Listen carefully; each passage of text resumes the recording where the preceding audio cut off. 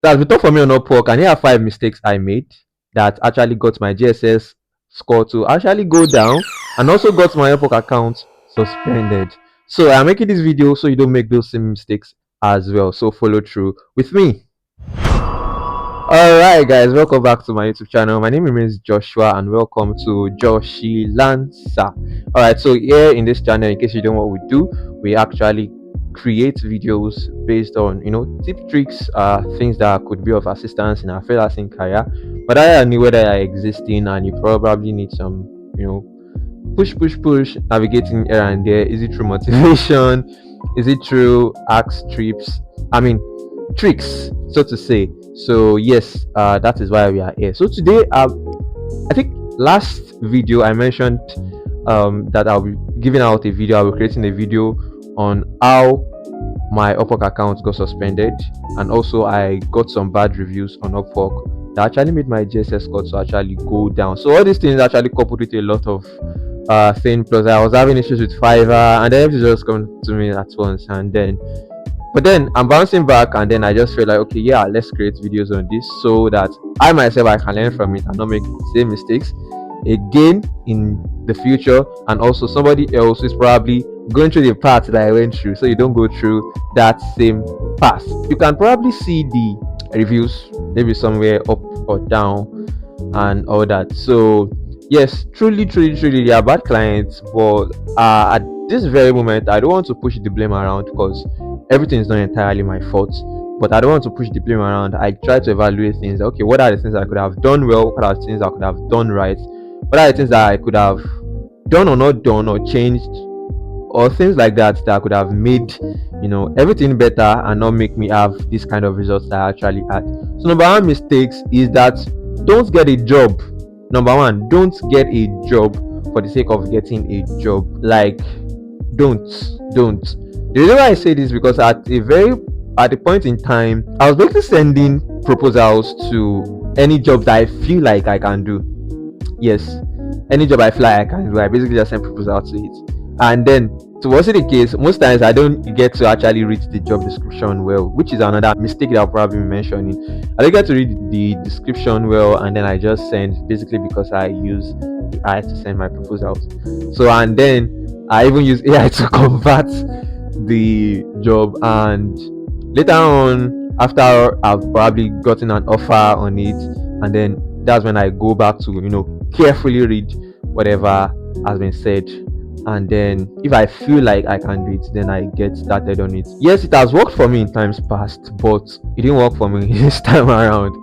Yes, it didn't work for me at all. So you can see some of the job, I think around 3 reviews that actually got my account down. There's a difference between getting a job, there's a difference between completing a job, completing a contract or a project. You can be happy that you landed your first contract, you landed your first project on either Upwork, Fiverr, or any freelancing platform, but the main thing is actually completing this job. The main thing is not getting the project. The main thing is not winning the project. The main thing is not getting the offer. The main thing is not getting the contract, but actually submitting it. And more so, you are trying to build a long-term thing. This is not an hit and run thing. Yes, I feel like personally I could have done hit and run if this was something I was just trying to build, of which will not really affect me.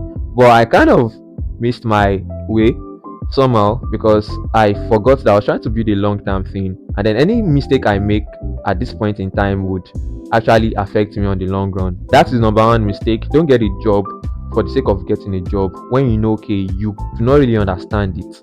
And also, if you have a job, definitely not all jobs will be well paying, that is for sure, and not every client are the same.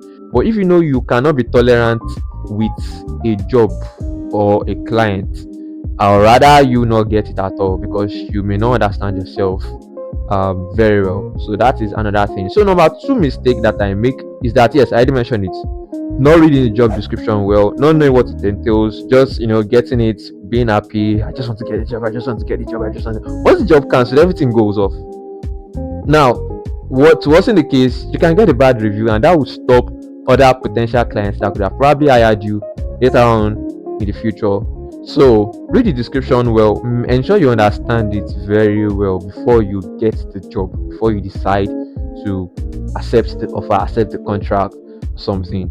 don't be happy about just getting a contract. Like most times I usually used to mention this. Yes, I could have probably taken my advice, I know, that before you get a job you should have seen the end goal in your head, that okay, when I get this job, how will I finish it? How will it end? Okay, these are the steps that I would take. These are the things I would do to actually finish up this job. You should have kind of played it in your head, because when you play it in your head, that means you've probably seen the possibilities of completing this job successfully. Yeah, it works, and most times it may not go as planned because things happen. But just try as much as possible to ensure that you see the end goal in your mind before you actually get the project, before you accept it. Number three thing is that not giving buyers early updates. Like, oh, bro, I'm very guilty of this. Yes, to be honest, I had to go into some self-development stuff to, know, okay, why do I do this? More like a message comes in and then I just feel like I'll respond later. Basically, procrastination is a very bad habit. If you start doing it once, twice, 3 times, 4 times, it becomes an habit. So please, as much as possible, give buyers early updates. In fact, don't wait for them to ask for up. Let's say one thing I used to do, which I basically forgot all my policies, all my rules, all the things I used to do before. I don't know, it was just like that. Is that within 24 hours of getting a job, I try as much as possible to give an update in less than 24 hours. One thing is that first impression matters a lot in freelancing, in dealing with a client, even with anybody, because the first impression they have about you, the first impression a client has about you during the first instance would kind of affect the way the buyer looks at you or the client looks at you throughout the project. So if your first impression is not so good, you may have to deal with a skeptical buyer, that is somebody that does not really trust you until you prove otherwise. But then if you start on the right feet, you would actually get the client trusting you, even if you make mistakes later on in the future. So first impression matters. Don't wait for a buyer to ask for updates before you give updates. Please give update ASAP, like straight up. And then yes, everybody's still growing. So that is one thing. Give updates to buyers. Like as soon as you see the message, there is one rule. If it takes nothing more than 2 minutes to do something, don't wait. Don't put it in a to-do list. Those are not the things you put in a to-do list to do later on. Like do it straight away. Like once you see the message, post whatever you are doing, send a message quick, respond to it fast, ASAP. So that is one thing. Also, working with clients you don't understand what they want. Now, one thing is that it is not your job. You can't understand a client who does not understand what they want. Yeah, that's just it. You can't understand a client who does not understand what they want. So if they don't understand what they want, please ask questions. Ask questions. Ask questions. Make sure there is clear communication, clear understanding of this is what I would do, this is what I would do. Because one, for example, Upwork will be able to probably check through your messages and see that okay, you did the things you outlined or some of the requirements that you laid out for the clients in the very first place. So if you don't understand what they want, ensure they understand. If you feel like they still don't understand even after trying to understand, it's better not to get the job and protect your account than to get it and later on still get cancelled. So that's just an advice. And then the fifth thing that affected me is juggling too much work. Yes, juggling too much work. I was like, okay, I can do this. I have a goal. Yeah, I want to make so amount this month. And then I was just anything, bring it. Anything, bring it. Anything, bring it. Anything, bring it. And then later on, I basically could not undo everything because it was a lot, and I just had to like throw them down. So one of the things that you can do about this is to delegate. Yes, delegate. Even as an entrepreneur that wants to grow, you have to be selfish. Yes, you have to be selfish. Delegate. Look for somebody to outsource the project to, somebody to assist you with it. And if you know you can't, which is actually some of the best ways to actually complete a project, delegation, and to probably scale up. Because when you are trying to build a successful Upwork account or freelancing account or anything, you can't do it alone. It's get to a point in time that you have to hire other people. You have to be a boss on other people. You have to learn the aspect of delegating. It's very, very important. It's not as easy as it sounds, to be honest. It's not as easy as it sounds, because you have to go through the process of trusting people not to fuck your project up. Sorry for using the F word. And then you have to understand people as well, because things happen, and yes, you don't want to be this person that is on the neck of people, but at the same time You want them to do the job, they should be satisfied with it, they should be good with it. So delegation is one thing. Another thing that you can do is to communicate communicate to the client, to the buyer, that okay, I have this and this project on ground, I want to complete them. I can't do yours for now, or I'll do yours in the next 2 weeks, 1 week, and all that, when I would be entirely free to actually complete it. Do you accept it? If they do not accept it, then definitely it's not the right fit for you. But if they are cool with it, you are so skilled, and then they can wait for you, then yes, that's the bonus for you. That way you don't get overwhelmed, and then you can do the job at a good pace, whereby you don't have to like juggle a lot of things. It's better to do that than to promise a buyer you're going to complete this project at this time, and then the time comes and then you have to keep extending. Later on you find out that you really do not even make enough money that you're supposed to make. Yes, you just basically make zero, like, because you're doing the same thing for A, you're doing the same thing for B, doing the same thing for client C, like everything you extending, and you're not making any dime. So yeah, please, this is another thing.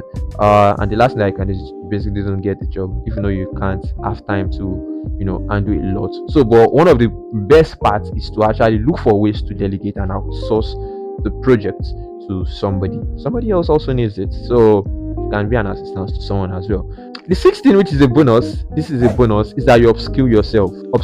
Very, very important. Very, very important. Most times you may grow up to the point whereby you are getting the desired results, and then you feel like, quote, a guru or expert, specialist, guru, aficionado. I don't know if I got that correctly, but many people use different terms to show that they are experts at something, and this can be a veil that could be covering you, whereby you are not necessarily up to date in terms of skills, in terms of platform, in terms of different things. So upskill yourself, always learn. You should understand that on your goal of entrepreneurship, on your journey, you don't stop growing, you continue growing. You just can't do without it. Once you stop growing, you start dying. So upskill yourself in terms of the current skill you are currently doing, and also other complementary skill that you can offer a client. Upskill yourself on that. If there's a complementary skill, something else that you can offer the client, because number one, it makes you more money. Number two, it makes you relevant in the industry as a whole. So upskill yourself is very, very important. Don't get rusted.